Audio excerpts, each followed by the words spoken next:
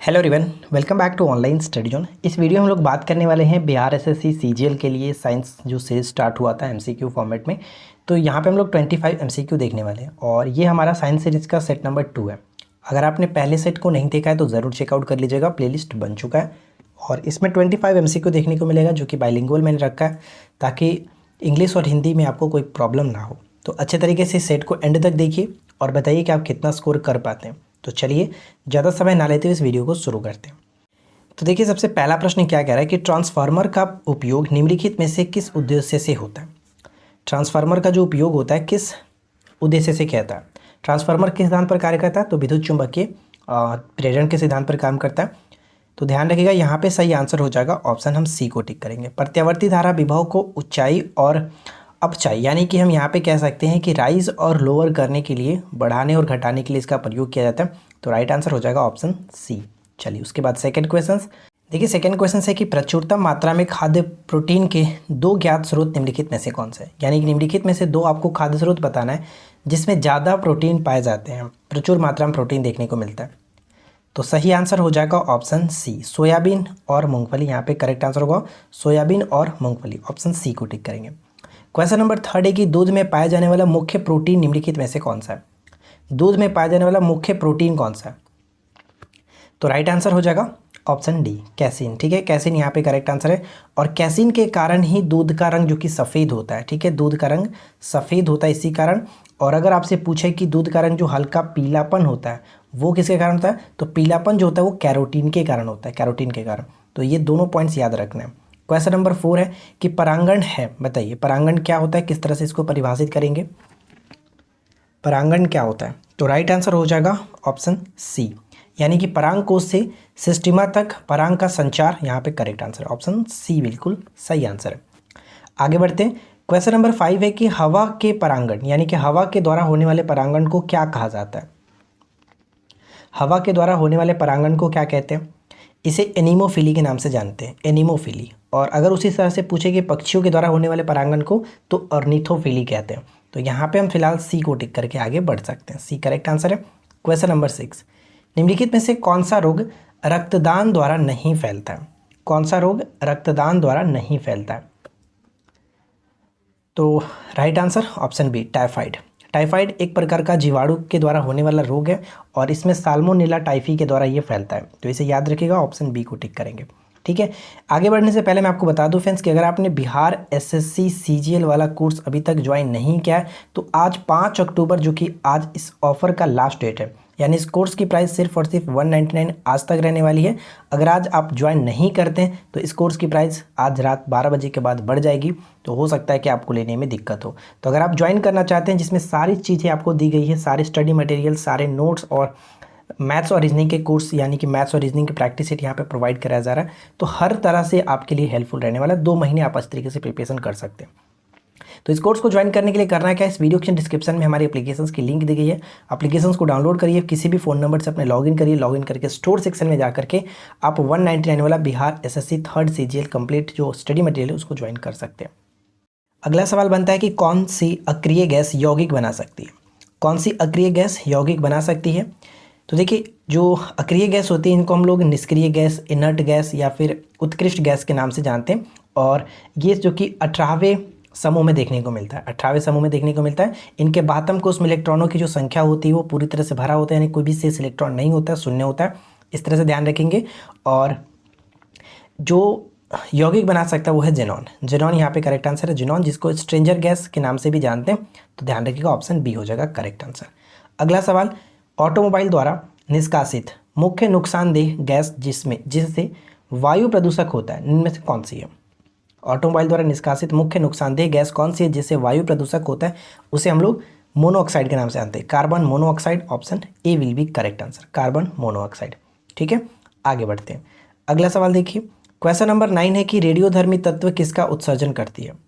रेडियोधर्मी तत्व किसका उत्सर्जन करती है, तो रेडियोधर्मी तत्व किसका उत्सर्जन करती है, तो ऑप्शन बी को टिक करेंगे, अल्फा बीटा गामा विकिरण को उत्सर्जित करती है। मैंने कल के वीडियो में ही आपको बताया था कि ये तीनों प्रकार के किरणों का उत्सर्जन करती है और विघटन के पश्चात किस में बदल जाता है, सीसा में बदल जाता है। ये ध्यान रखिएगा, सीसा में बदल जाता है। अगला सवाल ये कह रहा है कि मनुष्य में एफ्रालाटॉक्सिन खाद्य विषाक्तान जो होता है सामान्यतः कौन सा अंग प्रभावित करता है, कौन सा अंग प्रभावित करता है? तो यहाँ पे राइट आंसर हो जाएगा ऑप्शन डी, यानी कि यकृत। यकृत, ऑप्शन डी को टिक करेंगे। यकृत हमारे शरीर की सबसे बड़ी जो कि ग्रंथि है, ध्यान रखिएगा। अगला प्रश्न है कि निम्नलिखित में से कौन अनपचायी शर्करा है? अनपचायी मतलब कि अनडाइजेस्टेड जो कि शुगर, बताइए कौन सा है अनपचायी शर्करा? तो यहाँ पे करेक्ट आंसर हो जाएगा ऑप्शन ए, सुक्रोज। ठीक है, सुक्रोज बिल्कुल सही आंसर है, ए को टिक करेंगे।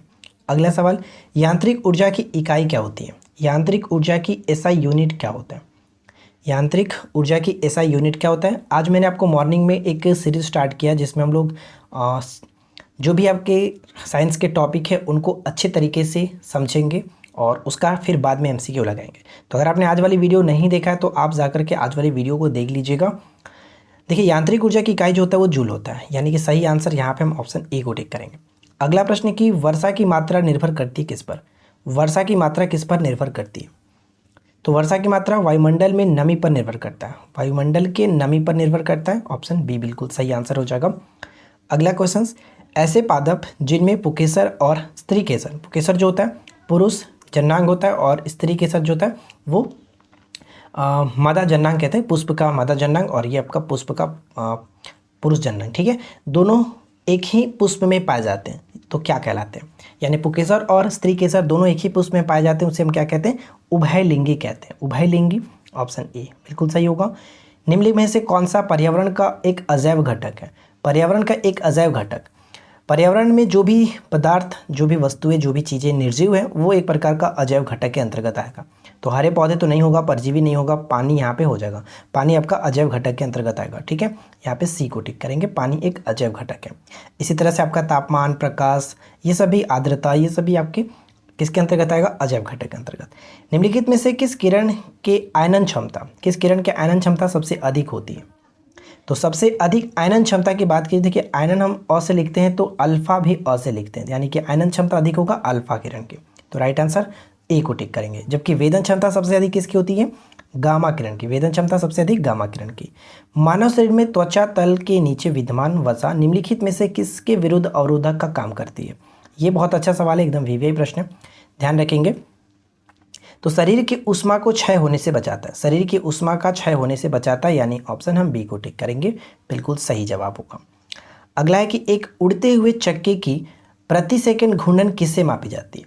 प्रति सेकंड घूर्णन जो है वो किससे मापी जाती है? तो यहाँ पे हमारा सही आंसर बन जाएगा stroboscope, stroboscope, option D will be correct answer, stroboscope से। अगला प्रश्न देखिए, नेक्स्ट वन है कि अगस्त वीजमैन निम्नलिखित में से क्या प्रस्तावित किए थे? अगस्त वीजमैन जो है निम्नलिखित में से क्या प्रस्तावित किए थे? तो यहाँ पे करेक्ट आंसर हो जाएगा ऑप्शन डी, जनन द्रव्य सिद्धांत को किसने दिया था? अगस्त वीजमैन ने जनन द्रव्य सिद्धांत को प्रस्तुत किया था, प्रस्तावित किया था। विटामिन कौन सा कार्य नहीं करते हैं? विटामिन कौन सा कार्य नहीं करते हैं? तो यहाँ पे राइट आंसर बन जाएगा ऑप्शन डी, शरीर के अवयवों का निर्माण करना इनका कार्य नहीं होता है, ऑप्शन डी को टिक करेंगे।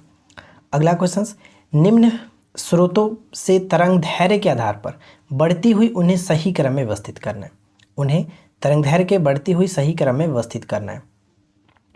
तो मैंने आपको एक छोटा सा तरीका बताया था कैसे याद रखते हैं, GX UV इमरान। ठीक है, इमरान हमने याद रखा था। जो भी आपके 7 प्रकार के विद्युत चुंबकीय तरंग है उनको ये याद रखने का तरीका, ये जो क्रम होगा आपका बढ़ता हुआ तरंग दैर्घ्य होगा और ये आपका जो कि आवृत्ति का बढ़ता हुआ क्रम होगा। ठीक है, तो यहाँ पे देखिए क्वेश्चंस क्या है कि आपको तरंग दैर्घ्य के आधार पर बढ़ती हुई क्रम में बताना है। तो सबसे कम यहाँ पे किसका है? सबसे कम देख सकते हैं अल्ट्रा वायलेट। ठीक है, अल्ट्रा वायलेट सबसे कम है, तो अल्ट्रा वायलेट सबसे कम होगा। आगे अगर हम बढ़े तो उसके बाद आपका वायलेट आएगा, यानी कि जो कि विजिबल रे आएगा, विजिबल, अल्ट्रा वायलेट के बाद विजिबल रे। तो सबसे पहले तो अल्ट्रा किसको रखेंगे? अल्ट्रा, यानी 4 नंबर पे पहले आएगा। उसके बाद हमारा विजिबल रहेगा तो 3 नंबर आएगा। उसके बाद हम लोग इंफ्रारेड को देखते हैं, इंफ्रारेड हमारा आई यहाँ पे फर्स्ट नंबर पे आ जाता है। और फिर इसके बाद हमारा RAN यानी कि रेडियो तरंग। तो रेडियो तरंग कहाँ पे? 2 पे। तो जो हमारा करेक्ट आंसर बन रहा है 4312, 4312 कहाँ पे? 4312 ऑप्शन बी में देख सकते हैं, 4312। तो इस तरह से आप याद रख सकते हैं। अगला क्वेश्चन है कि कौन सी रक्त वाहिकाएं साफ रक्त फेफड़े से हृदय में ले जाती है? साफ रक्त फेफड़े से हृदय में ले जाती हैं। तो यहाँ पे हमारा राइट आंसर क्या बन जाएगा? ऑप्शन सी कह सकते हैं, ऑप्शन सी, यानी कि फ्यूफुस जो सिरा है इसको कहते हैं, ऑप्शन सी को टिक करेंगे। आगे बढ़ते हैं। अगला क्वेश्चन, नेक्स्ट वन है कि टेस्ला निम्नलिखित में से किसकी इकाई है? बताइए, टेस्ला जो है वो निम्नलिखित में से किसकी इकाई है? वेवर मैंने आपको कल बताया था चुंबकीय फ्लक्स की इकाई वेवर होता है, यहाँ पे टेस्ला जो होता है चुंबकीय क्षेत्र की तीव्रता की इकाई होती है। ये दोनों अक्सर पूछे जाते हैं, तो इसे याद रखेगा, वेवर चुंबकीय फ्लक्स का, जो कि टेस्ला चुंबकीय क्षेत्र की तीव्रता का। नेक्स्ट वन है कि निम्नलिखित किरण युगों में से कौन से प्रकृति में विद्युत चुंबकीय होती है? तो विद्युत चुंबकीय कौन कौन सी होती है मैंने आपको जस्ट बताया। तो विद्युत चुंबकीय देखिए क्या है, तो एक तो आपका गामा किरण होता है लेकिन बीटा नहीं होता है, राइट। और एक्सरे होता है लेकिन कैथोड नहीं होता है। एक्स किरण होता है, गामा किरण भी होता है, यानी सही आंसर हो जाएगा ऑप्शन सी। ठीक है, ऑप्शन सी को टिक करेंगे, विद्युत चुंबकीय तरंगें। तो अगला सवाल है, और कमेंट करके बताइए कि आप लोगों को वीडियो कैसा लगा। टर्नर सिंड्रोम में गुणसूत्रों की संख्या कितनी होती है? टर्नर सिंड्रोम में गुणसूत्रों की संख्या कितनी होती है? डाउन सिंड्रोम में आपका 47 होता है, टर्नर सिंड्रोम में 45 हो जाता है, एक कम हो जाता है। ठीक है, टर्नर सिंड्रोम में 45 होगा, यहाँ पे सही आंसर ऑप्शन ए। तो आशा करते हैं फ्रेंड्स कि आप लोगों को 25 MCQ अच्छा लगा होगा। अगर आप अभी तक इस वीडियो को देख रहे हैं तो आप कमेंट करके बताइए कि 25 में से आपने कितना स्कोर किया, वीडियो कैसा लगा। वीडियो पसंद आया हो तो वीडियो को लाइक करिए, दोस्तों के साथ शेयर करिए, साथ साथ चैनल पर पहली बार आए तो सब्सक्राइब करके नोटिफिकेशन बेल आइकन को ऑल पे सेट कर लीजिए, क्योंकि यहाँ पर आपको इस तरह से रोजाना न्यू कंटेंट देखने को मिलता रहेगा। तो चलिए हम मिलते हैं नेक्स्ट क्लास में। Thanks for watching.